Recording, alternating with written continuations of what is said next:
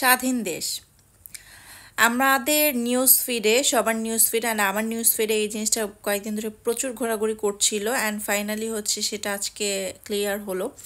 একটা 11 বছর বাচ্চাকে পাওয়া যাচ্ছিল না, যে হচ্ছে মোহাম্মদপুরের বাসিন্দা। তার বাবা খুবই হন্যে হয়ে তাকে খুঁজছিল, সবাই এটা নিয়ে শেয়ার দিচ্ছিল অ্যান্ড ফাইনালি মেয়েটাকে পাওয়া হয়েছে, তা হচ্ছে বস্তাবন্দি অবস্থায়। মেয়েটাকে হচ্ছে বস্তা থেকে খোলার পরে তাকে ধরে ওঠানো হচ্ছিল, মেয়েটা বারবার পড়ে যাচ্ছিল, চোখ মেলতে পারছিল না। তাকে ধরাধরি করে হসপিটালে নেওয়া হয়েছে অ্যান্ড কেউ জানি না মেয়েটার অবস্থা কি, মেয়েটা বাঁচবে কি না কেউ জানে না। অ্যান্ড মেয়েটার সাথে কি হয়েছিল, মেয়েটা যদি আল্লাহ বাঁচিয়ে রাখেন তাহলেই সে বলতে পারবে। সো এইটুকু বাচ্চাকে কেনই বা এরকম করা হলো, এইটুকু বাচ্চার সাথে কারি বা হচ্ছে মানে কি ছিল ঝামেলা, অ্যান্ড কি বলবেন এটাকে নিয়ে? এটা স্বাধীন দেশের কাজ? অ্যান্ড মোহাম্মদপুরেই কেন এসব বেশি হচ্ছে? অ্যান্ড কেনই বা হচ্ছে দেশ স্বাধীনের পরে এগুলো হচ্ছে? এগুলোর উত্তর কি কেউ দিতে পারবেন? কেউ পারবেন না। অ্যান্ড আপনি যদি এগুলো নিয়ে কথা বলেন তাহলে আপনি কোনো কোনো না কোনো কারো না কারো দালাল হয়ে যাবেন। সো এই হচ্ছে বর্তমান দেশ, বর্তমান দেশের পরিস্থিতি। অ্যান্ড বর্তমান দেশে আরেকটা খুবই ভয়ঙ্কর বা ভয়াবহ অবস্থা হচ্ছে ডাকাতি রাত বিরাতে। সেটা কিভাবে? দেখা যায় যে আপনি গ্রামে গিয়েছেন বা গ্রামে যাবেন কয়েকদিনের ছুটিতে বউ বাচ্চা নিয়ে, কিংবা একাও যাবেন বস্তা টস্তা বা হচ্ছে ব্যাগ ট্যাগ নিয়ে। তারপরে হচ্ছে হয়তো বা বাসে যাবেন, আর না হয় হচ্ছে আপনি হয়তো বা একটা ট্যাক্সি ভাড়া করেছেন, সেভাবে যাবেন। তো বাসে গেলে হবে কি, দেখা যাবে যে আপনার পাশের লোকটাই মানে পাশের লোকটা আপনার জন্য সেফ কিনা আপনি জানেন না, সেও হচ্ছে যাচ্ছে, আপনাকে বলতেছে সেও যাচ্ছেন। কথার এক পর্যায়ে আপনি আপনার সব ডিটেলস বললেন ভালো ভালো ভেবে, অ্যান্ড একটা পর্যায়ে আপনি যখন খেতে নামবেন দেখা যাবে সেও পাশে টেবিলে বসছে, সে কিন্তু আপনাকে পর্যবেক্ষণ করতেছে, আপনার কাছে কত টাকা আছে, কি ফোন চালান, কি কি সাথে নিয়ে যাচ্ছেন, কত তারিখে বেতন পেয়েছেন, এভরিথিং জানবে। অ্যান্ড জানার একটা পর্যায়ে দেখা যাবে যে সে এমন কিছু বলতেছে বা এমন কিছু কাজ করতেছে যে আপনি সেন্সলেস হয়ে গেলেন, সে আপনার জিনিস নিয়ে চম্পট। ঠিক আছে, এই একটা অবস্থা। এটা বাসের কাহিনী বললাম। অ্যান্ড যারা রাত বিরাতে ঘুরতে যান, লং ট্যুরে যান, কিংবা হচ্ছে রাত বিরাতে ট্রাক যারা চালান, কিংবা দেখা যায় যে একটা ভালো প্রাইভেট কার নিয়ে আপনারা কোথাও যাচ্ছেন, এমতো অবস্থা হবে কি যে আপনাদের পেছনেই কেউ না কেউ আপনাদের ফলো করতেছে, আপনি জানেনও না। ঠিক আছে, তাই দেখা যাবে যে টোল টোল যে তখন আপনারা দেন না, যে টোল প্লাজায় গেলে হয়তো বা টোল দিতে হয়, তো সেখানে হয়তো বা আপনাদের ফলো করতেছে কি গাড়ি। এখনকার ডাকাতরা বেশিরভাগ খেয়াল করে কি আপনি কেমন গাড়ি নিয়েছেন, কেমন রেঞ্জের গাড়ি নিয়েছেন, কতটা উন্নত গাড়ি, গাড়িতে কি লোগো আছে, কারণ লোগো অনেক সময় ডিপেন্ড করে, মানে লোগোর উপর অনেক সময় ডিপেন্ড করে যে এই গাড়িটার মধ্যে কি কি থাকতে পারে, বা গাড়িটার মধ্যে কতটুকু মাল সামান আছে, এরকম কিছু একটা।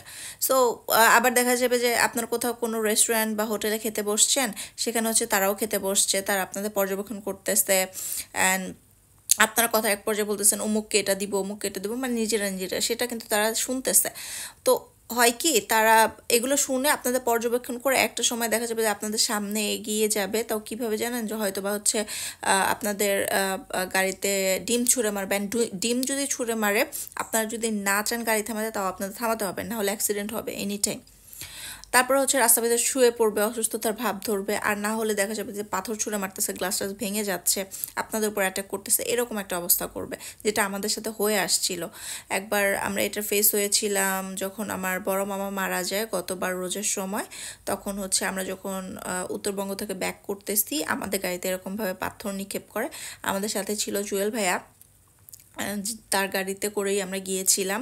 অ্যান্ড জুয়েল ভাইয়া মাসাল্লাহ এতটা কেয়ারফুল অ্যান্ড এত ভালো সেফভাবে গাড়ি চালায়, অ্যান্ড সব কিছু এত ভালো মতো নোটিস করে, যেটা বলার মতো না। সে মানুষ হিসেবেও অনেক ভালো। সো অন্য কোনো ড্রাইভার হলে হয়তো বা দেখা যেত যে আল্লাহ গাড়ি কী হয়েছে, একটু নেমে দেখি তো। সে সেটা ভাবে নাই। সে ভাবছে যে মানে সে ভাবছে কি, সে বুঝতে পারছে যে এটা কাদের কাজ। সো যাই হোক, এই হচ্ছে অবস্থা। সো আপনারা যারা রাত বিরাতে রাস্তা চলাফেরা করেন, খুব সতর্কতার সাথে চলাফেরা করবেন। আবার দেখা যায় যে ট্রাক ড্রাইভার, সব ট্রাক ড্রাইভারকে আমি বলছি না, ট্রাক ড্রাইভাররা যে মাল সামান নিয়ে যায় তাদেরকে হচ্ছে হানা দেয়, কারণ ট্রাক ড্রাইভারদের কাছেও ভালো অ্যামাউন্টের টাকা থাকে, তারা যেমনই হোক না কেন। আবার দেখা যায় ট্রাক ছিনতাই করে নিয়ে যায়, কিংবা আবার এই ট্রাক ড্রাইভাররাই অন্যদের হচ্ছে ডাকাতি করে। এটা দেখে আসছি, আমরা অনেক জায়গায় শুনছি প্লাস দেখে আসছি। এমনকি যারা লেগুনা চালায়, রাত বেরাতে সিএনজি চালায়, তারা ওই কাজটা করে। দিনের বেলায় সিএনজি লেগুনা চালাচ্ছে, কিন্তু রাতের বেলায় তারা এগুলো করতেছে।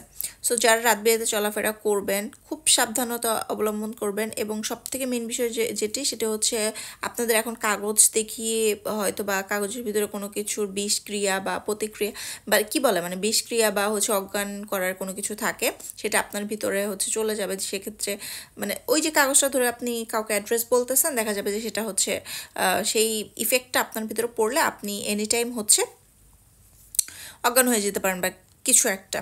তো সেক্ষেত্রে আপনাকে লুট করতে সুবিধা হবে, কিন্তু আপনি নিজে থেকেই সব কিছু দিয়ে দিবেন, এরকম একটা অবস্থা। কিন্তু ইদানিং আরেকটা জিনিস বের হয়েছে, যেটা ইতিমধ্যে অনেকেই জানে, আবার যারা জানে না তাদের উদ্দেশ্যে আমি এই কথাটি বলবো। সেটি হচ্ছে 2-3 হাত দূরেও যদি কোনো মানুষ আপনার দূরে থাকে, মানে 2-3 হাত দূরেও থাকে, সে আপনাকে কোনো ঠিকানা দেখাবে না, কিছুই দেখাবে না, কিন্তু সে আপনাকে বলবে যে আপু অমুক জায়গাটা কোথায়। আপনি যদি বলেন, তো সেক্ষেত্রে দেখা যাবে আরেকবার আপনার কাছে আসবে যে আপু অমুক জায়গাটা কি অমুক জায়গায় আসলেই।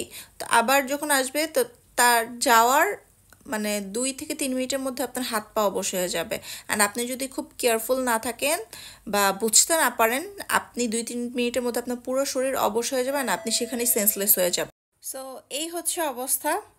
উম, সবাইকে জাস্ট একটা কথাই বলবো, সবাই একটু সতর্কতার সাথে হচ্ছে রাস্তাঘাটে চলাফেরা করবেন এবং খুব খুব খুব সেফটি মেনটেন করবেন। কারণ হচ্ছে একটা চিরকুটের মাধ্যমে আপনি জাস্ট একটা মানুষকে হেল্প করতেছেন ভেবে হচ্ছে চিরকুট হাতে নেবেন, তার মাধ্যমেই কিন্তু আপনি অজ্ঞান হবেন না বা আপনি নিজ থেকে সব কিছু দিয়ে দেবেন, এরকমটা না।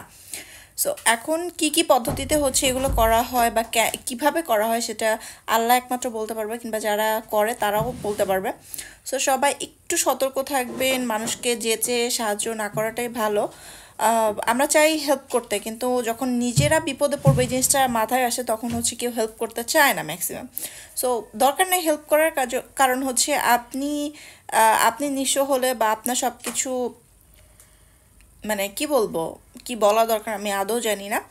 জাস্ট একটা কথা বলবো, সবাই ভালো থাকবেন, সুস্থ থাকবেন। এবং আহ, আপনাদের বাসায় যেসব বাচ্চারা আছে বড় হচ্ছে, তাদেরকেও একটু এগুলো শেখাবেন, যে যেন তারা মানে কারো কোনো কাউকে ট্রাস্ট করে এভরিথিং বলে না দেয়, কিংবা কাউকে কাউকে ট্রাস্ট করে কোথাও চলে না যায়।